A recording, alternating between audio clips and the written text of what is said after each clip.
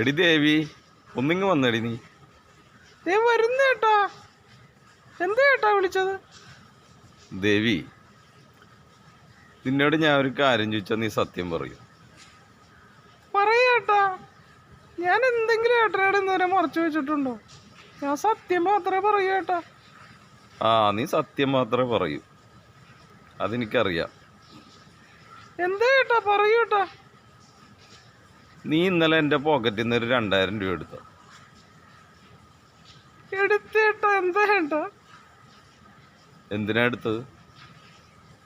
എനിക്ക് 2000 രൂപയുടെ ആവശ്യമുണ്ട് ചേട്ടാ.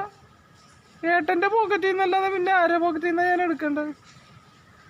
അത് ശരി, ഇപ്പം അങ്ങനെയായോ?